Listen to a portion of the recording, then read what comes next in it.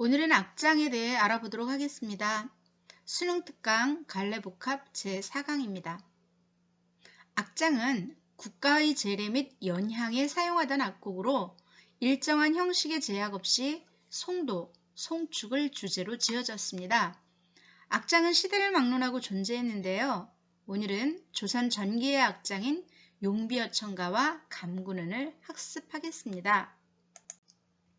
용비어천가는 조선 세종 때 종묘제례에서 선왕의 덕과 공을 칭송하기 위해 제작한 악장이었으나 궁중의 연향에서도 사용하였습니다. 연향이란 군신 간의 화합을 위해 궁중에서 베푸는 잔치입니다.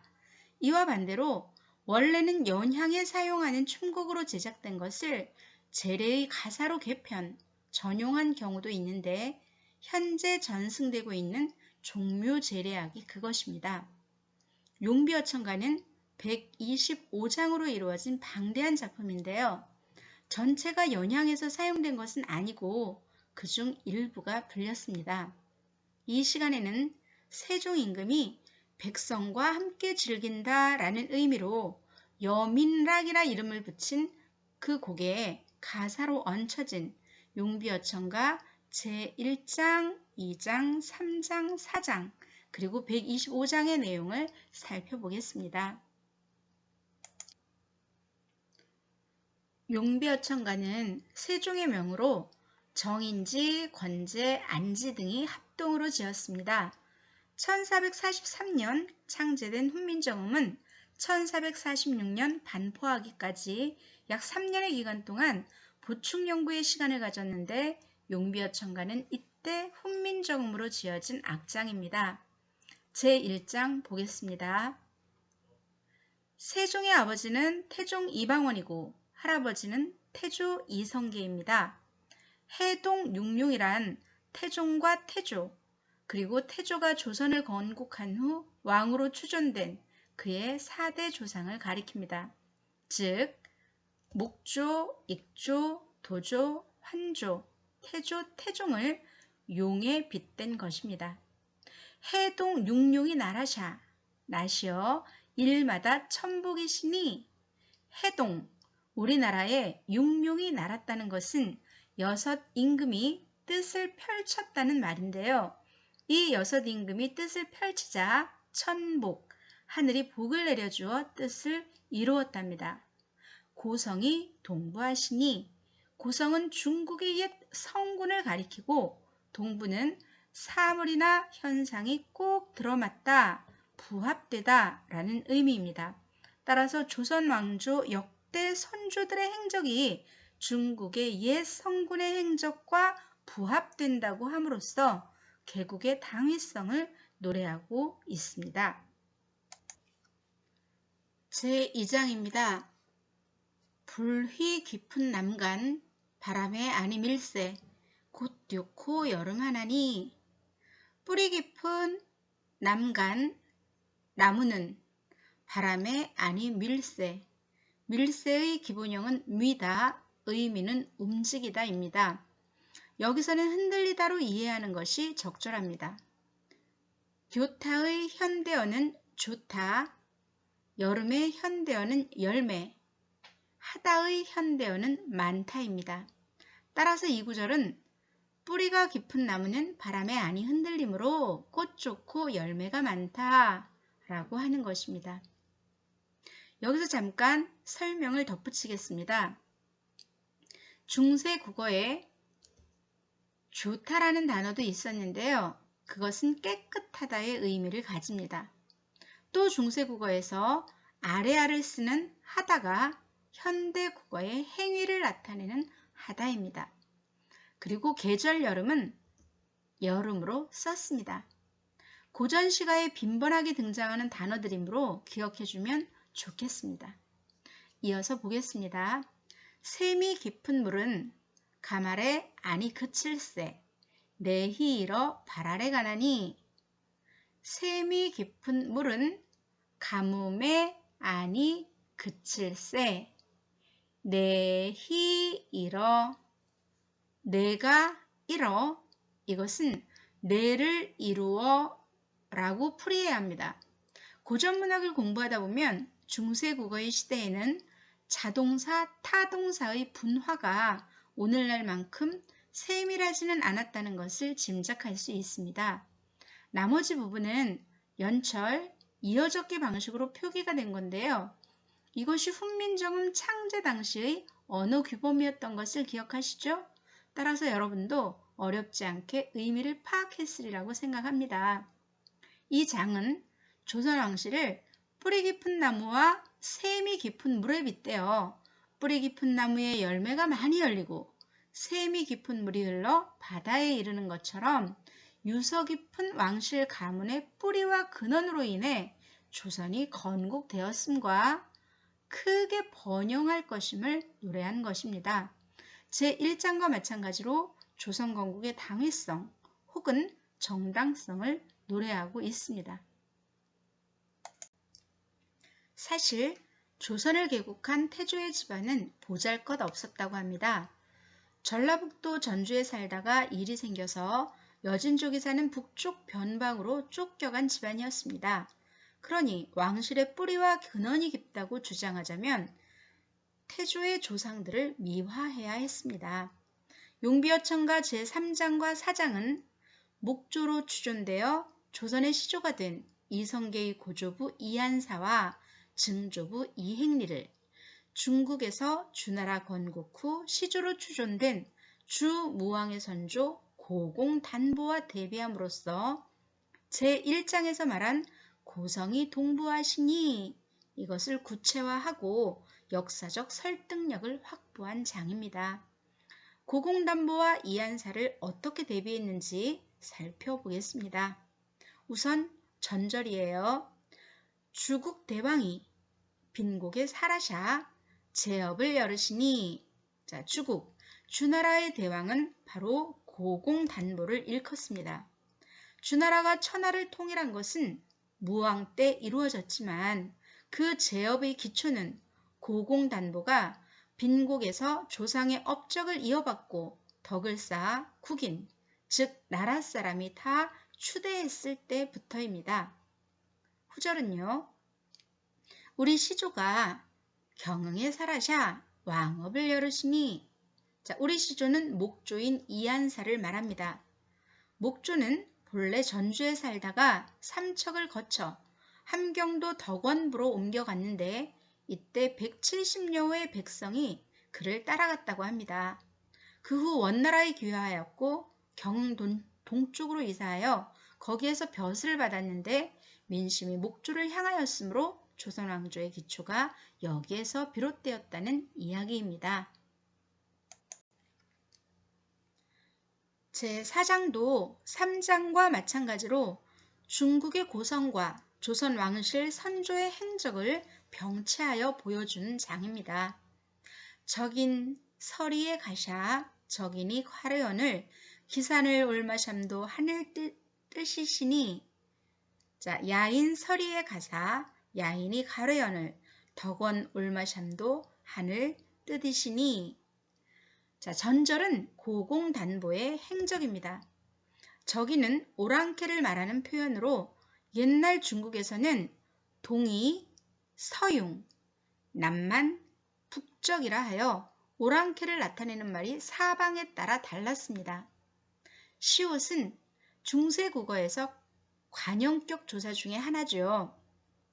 서리는 사이라는 의미입니다. 적인의 사이에 가사 고공단보가 빈곡에 산 것을 말합니다. 적인이 가래연을 갈외다는 날뛰다라는 뜻입니다.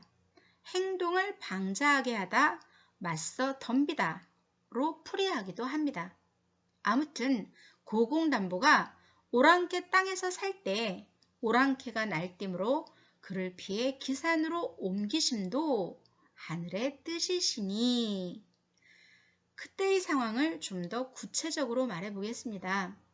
고공단보, 즉 주나라 태왕이 빈곡에 살 때 적인들의 침략이 잦았는데 이들에게 재물을 주어 달랬으나 다시 침입하여 땅과 백성을 요구하였습니다. 사람들이 놓아여 모두 싸워야 한다고 주장하였으나 고공단보는 백성들이 자신을 위해 싸우면 헛되이 목숨을 희생할 뿐이라는 논리를 들어서 자신을 따르는 사람들과 함께 빈곡을 떠나 기산으로 거처를 옮겨간 일이 있습니다. 그것이 하늘의 뜻이었다는 것입니다. 후절은 익조로 추존된 이성계의 증조부 이행리의 행적입니다. 그는 이한사의 뒤를 이어 함경도 경흥에서 벼슬아치로 있으면서 인심을 얻었습니다. 그런데 원나라의 통치력이 약화하면서 북방의 여진족이 그를 죽이려고 하였으므로 두만강 인근의 적도로 피신하였다가 그를 따르는 경흥 사람들과 함께 덕원으로 옮겼습니다. 따라서 후절의 야인은 여진족을 가리키며 이 또한 하늘의 뜻이었다는 것입니다. 이처럼 제3장과 4장에서는 중국의 주나라와 조선이 모두 천명에 따라 건국된 나라이며 실제적인 창업 이전의 선조 때부터 그 기초가 이루어졌음을 강조함으로써 조선의 정당성 그리고 통치의 정통성을 주장하고 있습니다. 왜 이렇게 왕조의 정당성에 연연하는지 여러분은 의아스러울 것도 같은데요. 한 왕조가 멸망하고 다른 왕조가 정권을 잡는다 해도 여전히 전 왕조를 부흥시키려는 세력이 있기도 하다는 것을 여러분도 역사 수업을 통해 잘 알고 있을 것입니다. 그러니 새 왕조를 안정적으로 정착시키기 위해서는 왕조의 정당성을 확보하는 것이 무엇보다 중요했음을 짐작할 수 있습니다. 용비어천가의 마지막 장인 125장입니다. 천세우희 미리 정하샨 한수북에 누인 개국하샤 복년이 갓 없으시니. 우희, 위에는 공간성뿐 아니라 시간성도 지닌 단어입니다. 공간이라면 위이고 시간이라면 전이라고 풀이합니다. 1000년 전에, 즉 먼 옛날에 천지의 주재자인 하늘이 미리 정하신 한강 북쪽에 누인, 어진 덕을 쌓아 개국, 나라를 여시어 복년, 하늘이 주신 나라의 운명, 이것이 끝이 없으니. 성신은 훌륭한 임금의 자손입니다. 성신이 이어져도 경천, 하늘을 경외하고 근민, 백성을 위하여 부지런히 일해야 더욱 굳으리이다. 나라의 운명이 더욱 굳건할 것입니다. 닝금하 아라쇼셔, 임금이시여 아소서. 낙수의 산행가이셔 하나빌 믿으니까. 낙수의 사냥가 있으면서 조상만 믿겠습니까? 이것은 중국의 태강왕 고사를 좀 알아야 이해할 수 있는 구절입니다. 중국 하나라의 태강왕은 우왕의 손자로 할아버지인 우왕의 덕만 믿고 사냥을 즐기고 정사를 돌보지 않았습니다. 한 번은 낙수에서 사냥을 즐기느라 100일이 넘도록 궁에 돌아가지 않다가 마침내 궁나라 제후인 예에 의해 폐위당했습니다. 선조의 덕만 믿고 백성을 다스리는 일을 게을리한 태강왕을 타산지석으로 삼으라는 왕들을 경계하는 고사로 전해집니다. 즉 이미 오래전에 하늘이 정해놓은 한양에서 나라를 열었다고 해도 이어지는 임금이 조상만 믿고 태강왕처럼 한다면 나라가 망할 수밖에 없음을 경고하고 있습니다. 이 작은 용비어천가 전체의 총결사에 해당합니다. 조선 개국이 천명임을 다시 한번 강조하면서 천명에 의한 나라의 운명이 끝없이 이어지기 위해서는 후대 임금이 경천근민해야 한다는 것을 옛 중국의 역사적 사실을 끌어들여 권계하고 있는 장입니다.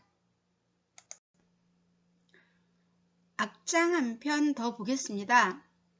감구는 성은이 망극하옵니다. 임금의 은혜가 끝이 없습니다. 이것이 바로 감군은입니다. 언제 누가 지었는지 전하지 않지만 조선왕조실록 세종 24년 2월의 기록에 조정에서 사신의 위안잔치 때나 궁궐 연향 때에 감군은 등의 노래를 섞어 주악하라 하는 전지를 내린 기록이 남겨져 있는 것으로 보아 이때에도 이미 감군은이 존재했음을 알 수 있습니다. 사해 바닷 깊이난 사해 혹시 여러분 정철의 관동별곡에서 망양정의 파도치는 바다를 묘사하는 구절에 은산을 꺾어내어 육합에 나리는 듯 5월 장천의 백설은 무슨 일인고 하는 구절 기억하나요? 내가 너무 지나친 기대를 품고 있는 건가요? 혹시 생각나는 사람 있으면 꼭 내게 말해주세요. 힘 좀 내게요. 아무튼 거기에 육합이 나오는데 그것이 땅덩이, 육지를 비유한 대상이에요. 바로 상자 모양의 육면체를 가리키는 표현이거든요. 이 얘기를 왜 하느냐 하면 옛날 사람들은 육지는 육면체로 생겼고 그 끝으로는 바다와 닿아 있다고 생각했어요. 그러니 육면체의 한 면, 즉 사람이 사는 세상이 사방으로 바다에 둘러싸여 있는 것이죠. 그래서 사해입니다. 자, 정말 시작할게요. 사해 바다의 깊이는 닷줄로 재련이와 자희다는 자로 재다라는 뜻입니다. 님의 덕택. 자, 님은 임금이고 덕택이라는 말은 베풀어준 은혜나 도움 이것을 말하는 거거든요. 그래서 보통 은혜로 풀이합니다. 임금의 은혜의 깊이는 어느 줄로 재릿까? 자, 이렇게 해석할 수 있겠죠. 즉 임금의 은혜를 바다의 깊이에 비교하여 과장적으로 찬미하고 있는 부분입니다. 향복무강하샤 만세를 누리쇼셔. 향복은 복을 누리다 라는 뜻이고요. 무강은 끝이 없다 라는 뜻이에요. 그러니까 향복무강하샤 이것은 끝없이 복을 누리시어 인데요. 이어지는 구가 만세를 누리쇼셔 라고 누리소서가 반복되잖아요. 그래서 보통 현대어 풀이를 할 때 중복을 피해서 끝없이 복을 받으시어 만세를 누리소서 이렇게 풀이하는 경우가 많습니다. 자, 2번 반복했고요. 반복한 걸 보니 중요한 말이로구나. 주제를 강조하고 있는 부분이구나. 이런 거 쉽게 이해할 수 있겠죠. 일간 명월이 자, 일간의 간은 낚싯대를 나타내는 한자입니다.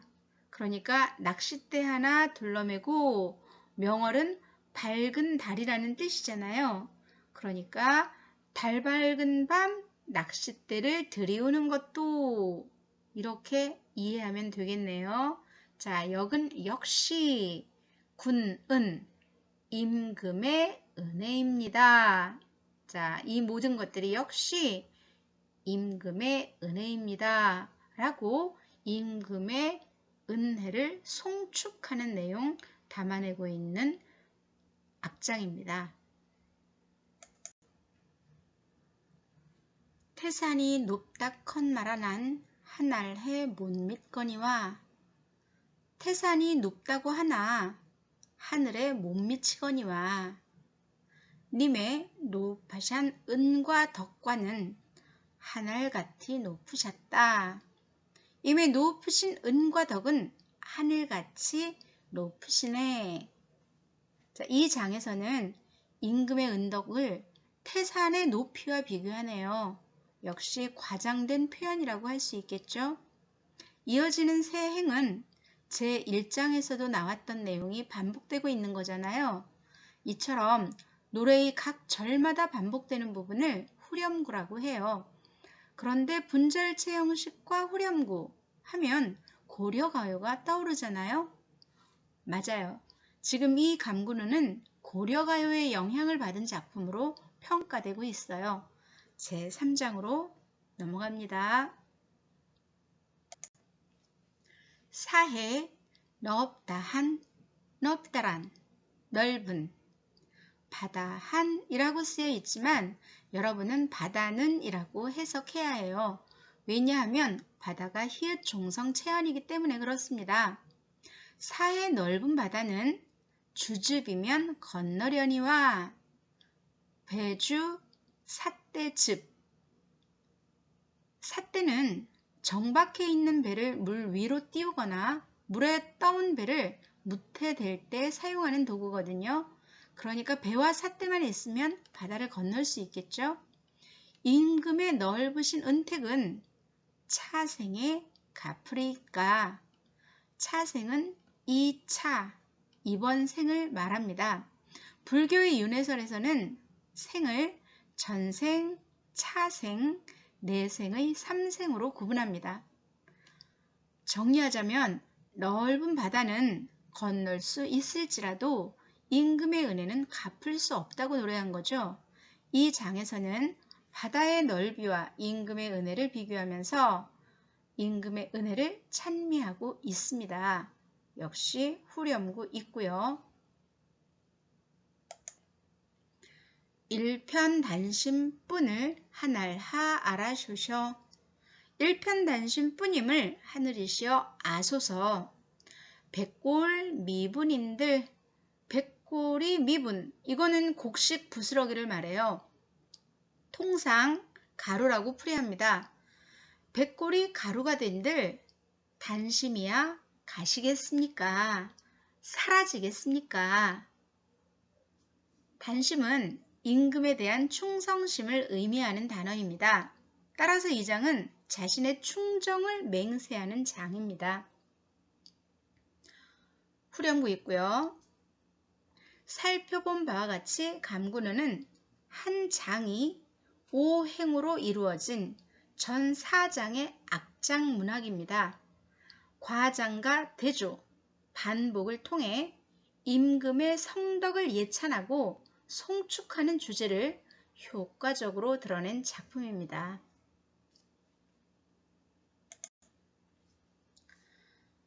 경천근민하라는 권계에도 불구하고 조선왕조는 끝장이 났습니다. 일편단심뿐이라고 맹세하더니 끝장나는 조선왕조와 함께 우리네 마음도 식었습니다. 그렇습니다. 인간사의 모든 것은 이처럼 유한합니다. 지금 보기에 영원할 것 같은 것도 조만간 흔적만 남긴 채 사라질 것입니다. 코로나19도 그중 하나가 되겠죠.